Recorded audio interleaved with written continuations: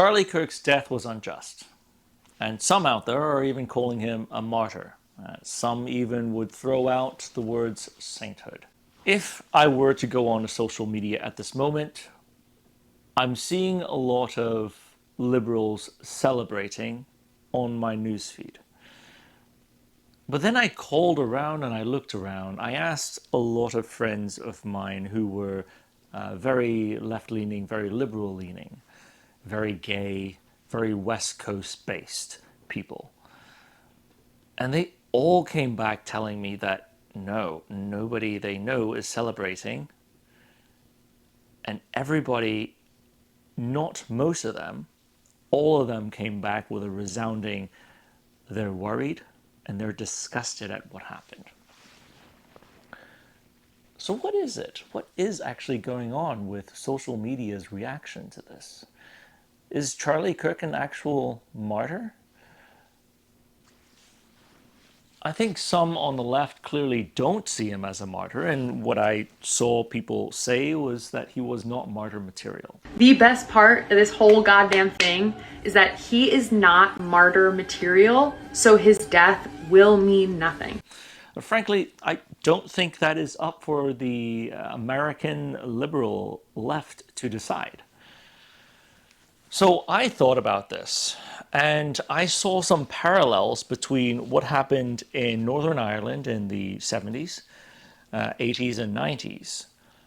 And I thought that it would be interesting to talk about terrorism, martyrdom, and the relation between the two.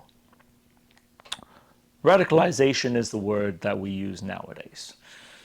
Now, before I was in the army, I did my master's in international journalism, and my thesis when I was doing my studies was on Northern Ireland and the effects that media had on the Northern Ireland politics and namely terrorism. I then went over to stay with former revolutionaries, former volunteers who stayed in Belfast and Derry/Londonderry, and compared to what we're seeing right now, Northern Ireland, you had the Provos, the OIRA, the INLA, you had the RIRA, and then on the Ulster side, on the Loyalist side, you had the UVF, you had the Red Hand Brigade, you had all sorts of factions out there that were unofficial. And then, of course, you had your official, the RUC, the Ulster Defence Force, and the British Army, who were also mixed in. So this is very complex. Forgive me if I try to distill this conversation for brevity's sake. Now, the troubles really started in around 69. It got heated up in 71, and unfortunately, this got wrapped up into this conversation that it was the Protestants versus the Catholic, and that rhetoric really ramped up. The Protestants, of course, with the Ulster side, so the Loyalists, the ones who wanted to stay with the crown, and the Catholics siding with the Republicans, the ones who are pro-32 County Ireland, the pro-independence side who wanted nothing to do with the British Crown. And to be honest, this wasn't the original landscape. And when the British Army was coming in for stabilization operations in 1970, you even had Catholic nationalists who were welcoming the British to come in. But that, of course, is soon to change. And this is where the concept of how martyrdom jettisoned a lot of the terrorist activities in Northern Ireland. Bloody Sunday is one of those events that took place where British paratroopers were accounted with shooting 26 civilians, killing 13, all of them Catholic. Some were running away, some were helping people who were shot. Frankly, this is why we have a huge hesitance on using regular military in law enforcement roles, but that's beside the point. In this incident, civilians had been protesting military killings of the Irish people in this area. Some more egregious ones being, there's a 14-year-old schoolgirl who got shot in the head when she was eating an ice cream cone dressed in her school uniform. and just existing. And even there was another one where a 47-year-old mother of 6 was just gardening and she got shot and killed as well. But the context to this is that the military had been on heightened alert because the IRA had started killing British soldiers.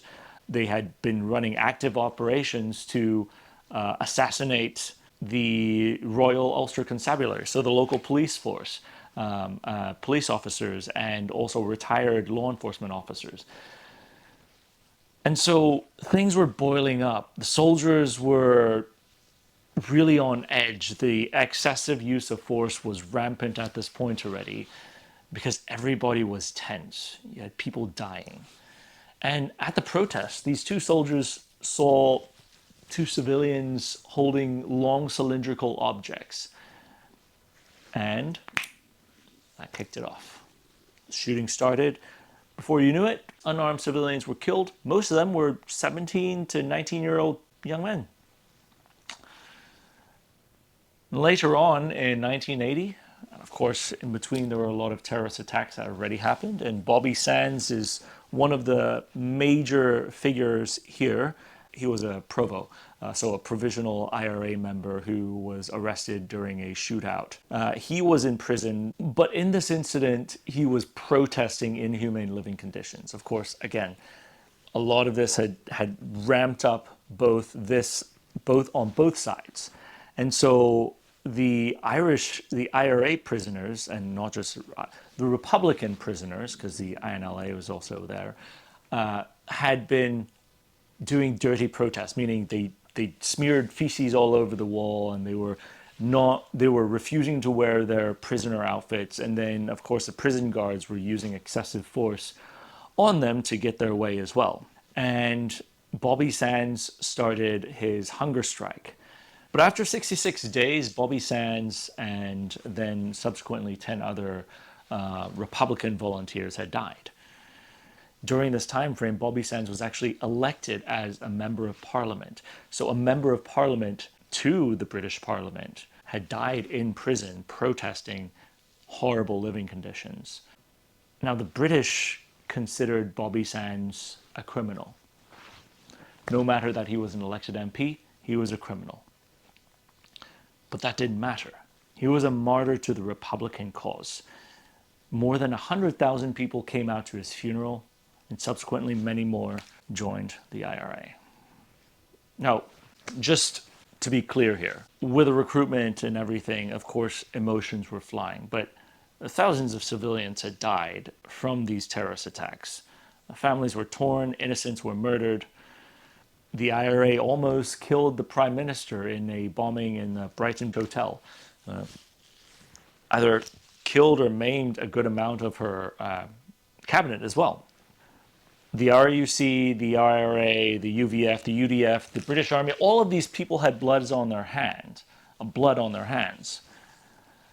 But the point is, these martyrs had radicalized those who were once welcoming the British Army. So let's dial it back to 2025. Charlie Kirk was shot brutally as he was debating some college students. And as I look around, I still believe that a vast majority of Americans want peace, would prefer civil debate over armed resistance. But I do think that there are people who are getting radicalized. If you look at things from the perspective of the conservative American side, hop on social media, you see Christians being targeted, you see schools, you see churches getting shot, the killing of the innocents. President Trump was targeted, one of the leaders on the conservative movement, unsuccessfully targeted multiple times, and actually shot. That pushed people out to the polling booths. But now Charlie Kirk died an unjust, gruesome death. And it doesn't matter whether you stand on the side to believe him or agree with him or not. Charlie Kirk did bring a brand of civil discourse and an unwavering set of Christian values that conservatives look up to him for. He was taken away from the family that he loved. And again, it doesn't matter what you think of him. The British government, again, saw Bobby Sands as a criminal, but he still had more than 100,000 people show up at his funeral and was elected to Parliament. And his people saw him as a martyr. And again, I don't think most people are wanting armed resistance, but I do worry about a small minority. It's post-Afghanistan, post-Iraq right now. We have a lot of expertise from war that were brought back from those conflicts. And there's no mystery that a lot of veterans trend conservative. And veterans bring back skills. And these skills disseminate out there. What some people only know as military training, we who were in the military know as fieldcraft. Low-vis operations, setting up L-shaped ambushes, long-range marksmanship, surveillance, electronic warfare, drone operations, IED and VBID construction. I personally watched how the Taliban worked. My generation came back with all of those years of counterinsurgency experience. I think if people do get thrusted into this, first of all in their minds, it's already been thrown out there that this is a war for spirituality. And again, when you look back, Christian schools are being shot up. Innocent children going home in caskets, being shot up with rifles that have slogans written upon them. I do worry that this is turning into a holy war or a crusade in some people's minds. And again, it's not the majority who seek peace that I worry about. It's a handful who can organize, who could lead and market and execute. If you really look at it, at the height of the IRA, they've fluctuated between 1,500 to maybe 5,000 members. That's less than 1% of the Northern Irish population.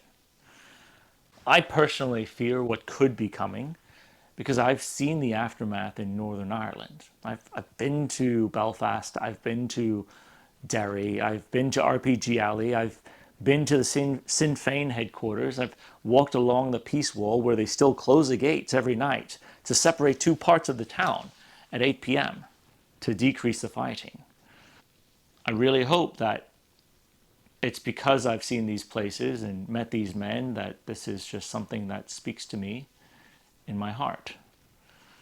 Because I've seen those graves of the volunteers and the memorials for British soldiers who were no older than the soldiers that I led in our army. And I do know that a vast majority of Americans don't wish for this, but it only takes that small percentage who are willing to face that anger and act upon it. Now, I do think that social media algorithms and creators are incentivized to show us the worst of the world, to get a shock out of you. And that's why I think these things are put in front of our face when we log into social media to look. But the problem is it dehumanizes people. It allows us to dehumanize those groups, even if the rest of those groups are not like that. Even if the rest of those groups don't share the same extreme thoughts as those people who are shown in front of your face to shock you.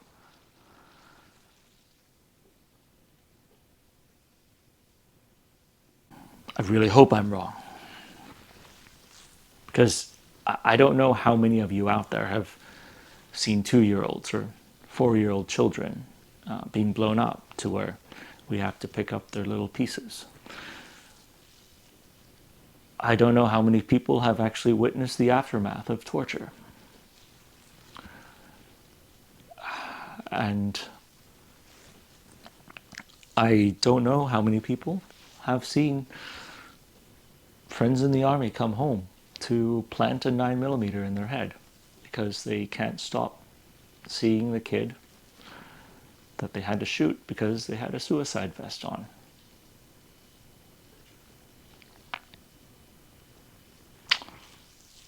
I don't think many people in America right now have a stomach for terrorism.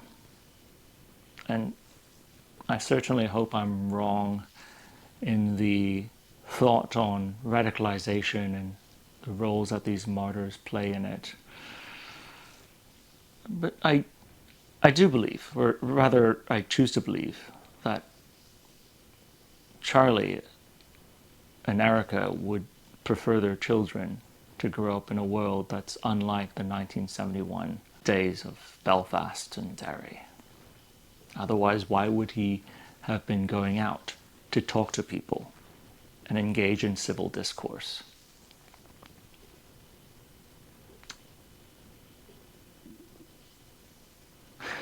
I thought about recording this because I'd seen so many videos of evangelicals and religious people urging us to be good Christians. But I don't think many people have seen the gates of hell.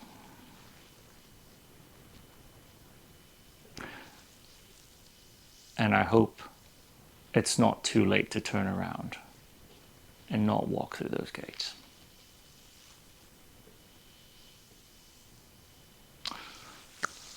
So my challenge to you, if you see someone going through this, holding views that are worrisome to you, maybe talk to them. You, as their sibling, their parent, their good friend, their spouse, their boyfriend, their girlfriend, you may be someone who could help them see through this. I do most certainly hope that we can guard our minds from irreversible actions. And I still hope that we can talk to each other as people from this great nation.